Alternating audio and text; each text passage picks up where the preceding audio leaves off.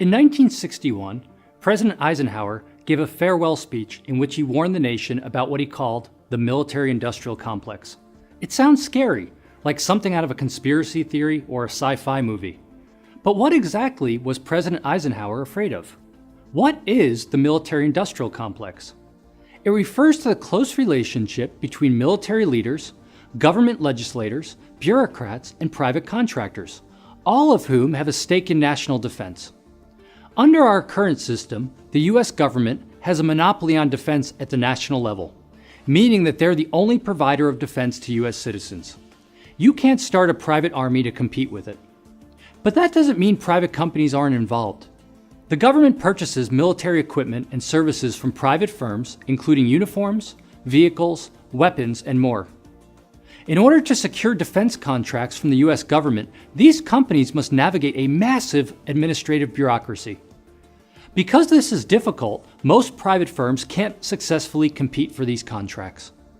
Instead, a small number of companies who have close relationships with government officials and specialized knowledge of the process tend to win most of the contracts.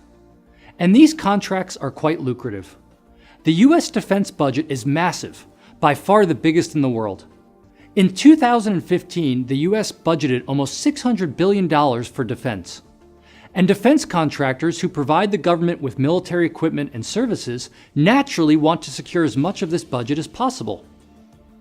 They do this by spending significant amounts of money to gain access to politicians and bureaucrats and to influence their decisions. The strong ties defense contractors develop with politicians and bureaucrats lead to what is known as the revolving door, where people hop from jobs at private firms to jobs in government and vice versa. This dynamic only tightens the relationship that private firms have with government and allows them to take advantage of these connections. This messy entanglement has two important implications. First, crucial decisions about war are not necessarily made by dispassionate politicians comparing the costs and benefits of military action. Both government and private business are active participants in the defense sector, and each attempts to influence and shape the behaviors of the other. When you're manufacturing and profiting from military equipment, you stand to benefit greatly from an interventionist foreign policy. If you persuade policymakers, many of whom are your friends and former colleagues, to pursue military action, it's more business for you. This can result in wars, with people shipped off to fight and die, without making the nation any safer.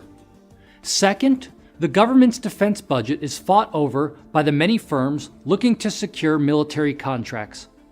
If I'm a manufacturer of tanks, it's in my best interest to try to get the government to spend as much of its defense dollars as possible on tanks, even if this is obviously a poor defense strategy.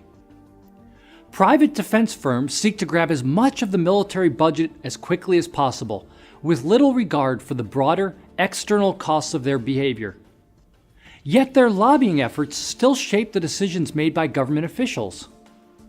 Together, these effects of the military-industrial complex shape the incentives facing both private and government actors in the defense industry. This means that rather than only considering the public interest, military decisions are influenced by special interests in the private sector, which can have disastrous consequences.